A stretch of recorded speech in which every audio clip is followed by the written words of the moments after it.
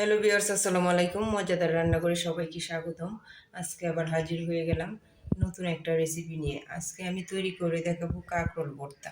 এজন্য আমি এখানে 4টা কাঁকরোল নিয়েছি, 2টো পেঁয়াজ, কিছু শুকনো মরিচ। এখন আমি কাঁকরোলগুলো ভালো করে ধুয়ে কেটে পরিষ্কার করে নেব। কাঁকরোলগুলো কেটে ধুয়ে পরিষ্কার করে নিয়েছি। এখানে অল্প একটু পানি দিয়েছি। এখন আমি সরাসরি চলে যাব চুলায় সিদ্ধ করতে। তো কাঁকরোলগুলো সিদ্ধ করে নিয়েছি। এখন আমি ভর্তাটা করে নিব। এখানে শুকনো মরিচ ভেজে নিয়েছি কয়েকটা, নিয়েছি পেঁয়াজ কুচি। এখন পরিমাণ মতো লবণ দিয়ে দিব।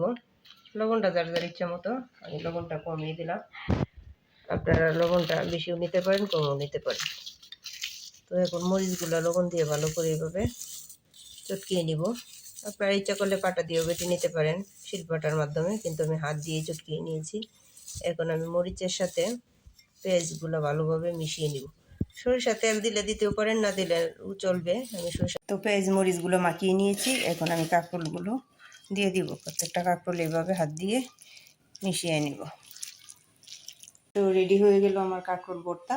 ভর্তাটা ভালো লাগলে আমার চ্যানেলটা সাবস্ক্রাইব করে পাশে থাকবেন। আল্লাহ হাফিজ।